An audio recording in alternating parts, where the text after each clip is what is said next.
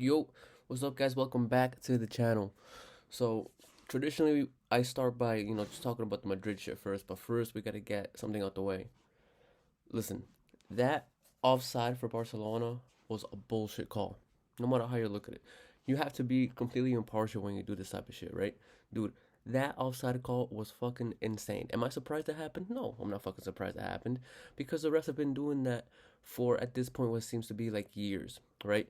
Now, the thing is, it's a give or take, right? Because the technology is supposed to be there to help you out, and the technology is clear cut. Evidently, whenever something happens, right, it's there. But the thing that these guys don't attest for when it comes to the cameras, right, is the reason why when you buy when you go and buy a camera, right, there's 60 frames, 120 frames, 240 frames, all that shit, right? And it goes higher than that. It's because no matter how good the camera is, it's never gonna capture the same thing that the human eye captures. Just not gonna do it, right? So that even if it was, first of all, everyone has seen that fucking picture by now, right? No way in fuck is that offside.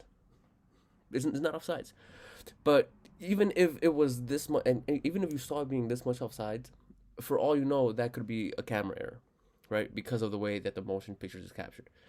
But that's fucking talking technological aspect of it. Like in terms of a personal point of view, it's stupid, bro. It's stupid. That goal should have 100% counted. Now, am I happy they lost? Fucking absolutely, I'm happy they lost. Shit. Now we're only 6 points away with the game in hand, right? So as long as we don't fuck up, the rest of the season is back under our control, right? Okay, but it was still a bullshit call. It was still 100% bullshit call, and I 100% agree with every single Barcelona fan when they get mad at stuff like this, because it's not just the big teams, man. Like it's affected small teams too, and it's affected teams everywhere, right? Every single country that has VAR has had some type of issues with it. Some of them, you know, not too crazy. Some of them are just fans going ape shit, right? Sometimes Madrid fans just going ape shit over stuff that was clearly offside and stuff like that. Except for Barcelona, but I feel like most of the time they were talking about VAR, it's about some kind of controversial call that clearly has, like its flaws, and we shouldn't be talking about like that. We should be talking about technology like goal line technology. When it was introduced, bro, amazing, flawless, right? It's there. You can clearly see it, whether the ball is in the net or not, right? It was introduced. It was nice and smooth. Now at this point, we could have accepted these type of errors when VAR was first introduced, but at this point, we're talking. I honestly don't remember the year, but it's been at least 4 or 5 seasons of it already, and it feels like instead of getting better, they just integrating all these, these better versions of VAR where the calls are made on a tighter scale, and it's just ruining the game. It's ruining the game because then everyone has to be on their tiptoes on the field, and if you watch the game, you know that as a striker or as a forward, you always have to be that 1 millimeter ahead of the defender. You just do. Now, and I mean that, in your head.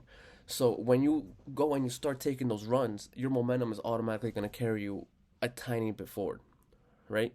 And to me, that stuff, like that kind of shit, should be legal. Like I've seen people freaking be offsides by millimeters, man, and I'm like, dude, like that's a bullshit call. No matter what team they play for, that's a bullshit call. But yeah, like that shit was crazy. Now aside from that, that's Barcelona's second loss of the season. It's no reason to celebrate because a team losing 2 times in a season is not crazy, right? It's not unheard of. Like, don't expect people to go and having a fucking invincible season or something like that. 2 losses in a season is reasonable, and in my opinion, it fucking sucks to say, but up to this point, right, from the beginning of the season to this point, Barcelona have been the best team in Europe. Now, obviously, they have their flaws. My hope is that hopefully maybe by Christmas or by the New Year break we finally and by we I mean the entirety of fucking Europe catches up to Hansi's offside rule or his offside trap. Because while it's been very beneficial up to now, once teams get a hold of that, it's over. Like us ourselves, we squandered our chances because of freaking offside Mbappe, but we could have easily gone into the first half 3-0, 3-4-0 up. And there's been times where other teams did that too. They just played Espanyol the other day. They ended up winning 3-1, and maybe it was 4-1. But Espanyol had 3 goals ruled offside. So they had their chances. It was just they fell for the trap. And as soon as people start catching up to it, as soon as managers and teams figure out how to counter it properly, it's over. It's over. Now, to my beautiful Madrid. Listen, it was a great victory, great play all around. Um, Again, except for Mbappe, man, he's not doing the stuff that he's supposed to be doing. And the thing that makes it worse, right, is players have their goal droughts. Ronaldo's had a goal drought. I remember this one season, both Suarez and Ronaldo had a goal droughts where they didn't, they scored here and there, but they didn't really get going until freaking like December or not even. I think it was January, right? And everyone was cool with it. You know why? Because they still worked hard for the team. They still ran. You know, they still created. They still grabbed the attention of the forwards in order to give the people who were, firing shots on target and give them chances to actually score the goals. They were doing stuff. Mbappe is like, dude, might as well put a cone there. At least a cone. Fucking, we've all, had practices. If you played, at least cones get in the fucking way. Cones do something. They're there to interrupt you. And Mbappe feels like sometimes it feels like he moves out of the fucking way, dude. Like he just needs to, and that's the thing, man. It's like, again, the goal drought I can understand, right? A player of his quality, it happens to everybody. It happens to everybody. We've seen Messi go through it, Ronaldo go through it, everybody. But they still went out there, and you still saw them do stuff. You still saw them move. You still saw them try to create. I don't see that from Mbappe, right? And people will be like, "Oh, he does it." Yeah, maybe like once a game. But you're talking about Kylian Mbappe. He shouldn't be doing that. And he should understand, too, that in the forward line, he has to adapt. The whole team, at this point in time, and again, I'm sorry because I know I've said it a few times, but this is where he fucked up. If he came a few years ago, the whole team would have been built around Mbappe. Instead, he gave Madrid the chance, right, and Vinny and Rodrigo the chance to elevate their game to the point where he came in, he wasn't automatically the number one option anymore. And right now, if you ask most people, you have Mbappe and Vinny. Based on how they've been playing this season, who you start? 9 out of 10 people would go for Vinny, and that one person is either going to be a Barcelona fan, just a Madrid hater, or just overall just doesn't like Vinny for being Vinny, right? Which has been proven to be a case, right? And it's just bullshit. But anyway, yeah, Mbappe, bro, like what the hell is going on, man? Just put in some effort, run, do stuff that someone's supposed to do. And it feels like he thinks he's in the same echelon of players as Messi and Ronaldo when he's clearing it out. Ronaldo had the ability to adapt, right? Everyone remembers that injury that he got where he had to basically adapt and go from a winger to a striker. Immediately started fucking playing scoring left and right, playing the actual striker role. He was able to adapt to it. Even though we do have to give him some time, it's just he's just not moving, man. He's just not moving, and that's the part that's killing me. I can withstand anything as a Madrid player, as a Madrid fan, but not effort, right? Like not putting in the effort for a club who, basically for the past few years, especially the president, has shown to actually care about you, right? And he just doesn't put in the effort, man. He just doesn't put in the effort, and that's what's killing me. I've said that video after video after video, and it sucks that I still have to say it, but it's true. I'm gonna say what I see when I watch the game, and that's what I watch. That's what I saw. He did not put in much effort at all. Now, the rest of the team played very well. It was a great victory overall, but at the same time, just like the Barcelona loss, it's one game. We can't get ahead of we cannot get ahead of ourselves by thrashing Osasuna for 4-0. We can't. All respect to Osasuna, but come on, we all know, right? So we need we need more games like this where they just start clicking more and more. And if you give me a run of like 3 or 4 games like that game, then that's it. It's game over for fucking everybody, you know. But aside from that, it wasn't even a victory in the victory because of the injuries that we have, dude. 2 seasons in a row, we have been wrecked with injuries to our defensive line. It's fucking insane. We went in fine. Rodrigo came out injured after finally starting, which he deserved to start, by the way. To me, that was the hardest one to watch. Militao's on a separate scale because that's just fucking sad. 2 seasons in a row. And the thing is, Militao became, like, I didn't really like him that much. He came in, he was young. I didn't think he was going to be able to adapt to Madrid. But freaking halfway into the season, 21-22, dude, he fucking won me over. He was putting performance after performance after performance. And to have him have 2 ACL injuries back to back when he was just starting to get back on his feet. Yeah, he wasn't the greatest from August to now. but he was just coming back from a season-ending ACL injury. Give the man, some time to play. Like I've said before, practice is practice. Playing on the field is something completely different. And him for it just be wrecked like that, it's fucking sad. Rodrigo, on the other hand, he's not out for the long term, right? It is gonna be, he's not gonna be back for a few weeks before they evaluate him at the very least. But that's still upsetting because he deserved to start over Mbappe all those matches. Mbappe was like, you cannot convince me that Mbappe was starting because he was playing better than Rodrigo when Rodrigo played, because he wasn't.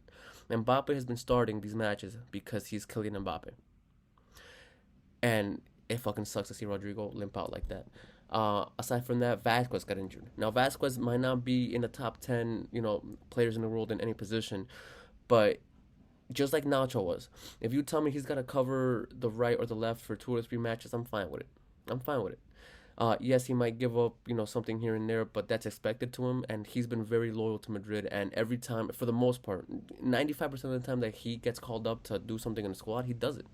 He does it, and I have no complaints about that. But now he's injured. And then we have those 2 kids from the academy.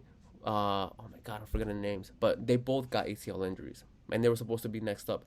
Now Raul Asensio came in, but knowing Ancelotti, man, and that's the thing, man. I love the coach. I love Ancelotti, but he has this thing where he doesn't rotate. That's the type of shit that Barcelona did, and even though it looks horrible on Xavi right now, how good Flick is doing, you got to give him credit for promoting the academy. The only thing is, I feel like he pushed it too much.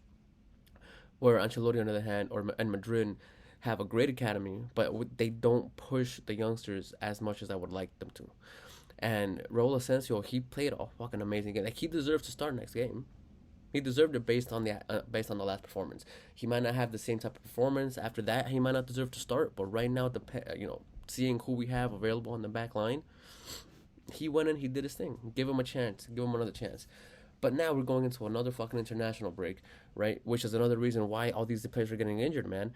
Like, even though we love to see the game, they need those breaks, because when I turn on my fucking TV, I don't want to watch freaking Real Madrid B and fucking face Barcelona B in a Clásico because everyone's fucking now injured. Like, FIFA and UEFA they're just gone crazy with how much money they want, and it's to the point where it's affecting people's lives, right? At the end of the day, they're people doing their jobs. Yes, they get paid millions and millions of dollars. Would any one of us do the same thing for that type of money? Yes, of course. But there's still people doing their jobs. If you go to work tired, you're not gonna do the same performance that you would if you went in, good and healthy. It's the same situation, like and maybe not all of them, but the majority of them still want to go out there and they still want to play. But bro, like, they're just beat. And what comes after that is the body doesn't have enough time to heal, and that's where all these fucking injuries are coming from. And it's time that the big clubs do something about it. Right, like Ancelotti, and this is where I really disagree with the president, because Ancelotti came out during the summer, right, completely opposed to the Club World Cup, not the regular one, because that one's still happening, by the way, during the winter, but the one in the U.S. here in 2025, he was opposed to it. And then Madrid made a statement, more than likely pushed by obviously the president, saying that Madrid will happily participate in any single competition that they're invited to. I disagree with that. That is when a team like Madrid should do what they did in the Ballon d'Or, because love it or hate it, it caught attention, right? It caught attention. And that's the type of shit that, teams like Barcelona, which I believe they're playing. I don't know how the fuck they qualified into the Club World Cup in 2025. I don't know how it happened, but, they should do it. Madrid should do it. Man City should do it. All the big teams should do it and boycott it completely. They should just boycott. They'll lose a little bit of money, yes. It's gonna piss off UEFA. It's gonna piss off FIFA. But at the end of the day, just do what has to be done for the welfare of your players and for the welfare of the actual team. Because even though you might get a few more viewers here and there, I promise you, it's not gonna be as big as, because I'd personally go watch Madrid play, but I'm a fucking super fan, dude. Like, you cut me, I will fucking bleed Madrid. The words, the colors, everything. But, and even though I would go, there's a lot of casual fans who aren't going to go, watch Madrid for Lucas Vasquez or for even Tchouaméni, Camavinga. They're going to go watch Madrid for Mbappe, unfortunately. They're going to go watch Madrid for Vini. And if those players aren't there, they're just not going to go. But they got to do that type of shit where they put their feet to the fire, man, and they just gotta get some balls, and they gotta realize that at this point, adding another competition on top of all the competitions that were already added is crazy, right? The Conference League to me is unnecessary. The Europa League was, in my opinion, was fine, right? But that should be in the Champions League and the Europa League should have been it. There's no reason for a Conference League. You already have the Euros. What's the point of a Nations League? And to be honest, I've never even fucking seen a Nations League match. And I like the teams in it. Spain won, Portugal's won. Obviously, I'm a big Ronaldo fan. I didn't even watch when Portugal won, bro. I was like, what fucking tournament is this? I don't give a fuck. And dude, it's just getting crazy. So yeah, guys. What do you guys think of the win? What do you guys think of the offside trap of the offside situation with Lewandowski? Because like I said, I'm a diehard Madrid fan, but that call was bullshit. That call was bullshit. Yeah, dude. What do you guys think about all the fucking tournaments that they're making up? Because don't get me wrong, I love me some football, but I love me some high quality football. I want to see these players run back and forth without fear of getting injury. The freak one is gonna happen. Carvajal's, for example, was a freak injury. It was just a bad timing situation. But still, man, these players are getting hurt. You know what I mean? But yeah, I'll talk to you guys on the next one. Latest.